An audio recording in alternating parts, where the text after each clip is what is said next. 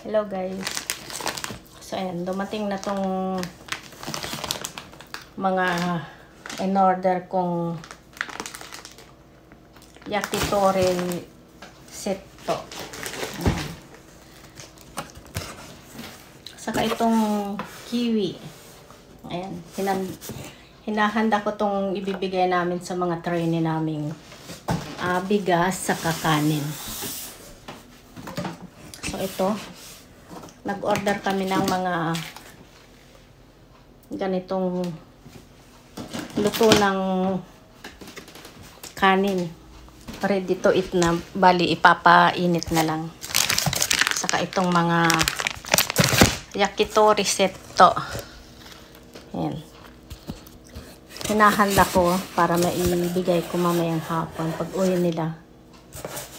So, nandito sila, nagdidilig sila ng sibuyas sa labas, sa greenhouse. So, ito yung ibibigay namin sa mga trainee namin, guys. Isang box na kanin. Yumi Hikari, yak percent. Ayan. Ready to eat na siya.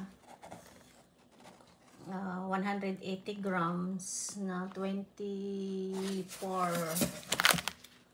pack. So, ang laman ng isang box. Tapos itong 5 kilos na bigas. Ayan na butas. Na natsubusi. So, dito din sa ano to, Hokkaido. Ayan. So, itong kiwi naman,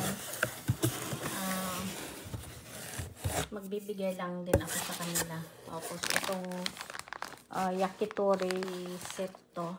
Ayan, hatiin ko. Hindi naman namin kaya ubusin to.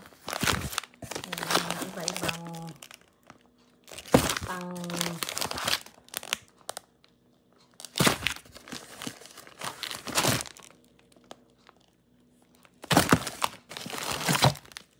yakitori set to.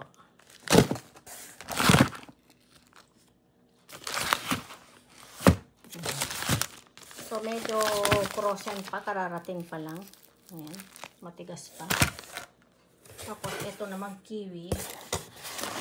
Magbibigay lang din ako sa kanila. Ano yung supot natin. Ayan. So, ganito kami dito sa bahay. Kung nag-o-order kami ng mga bigas, mga pagkain, hinahatian na rin namin yung mga trainee namin.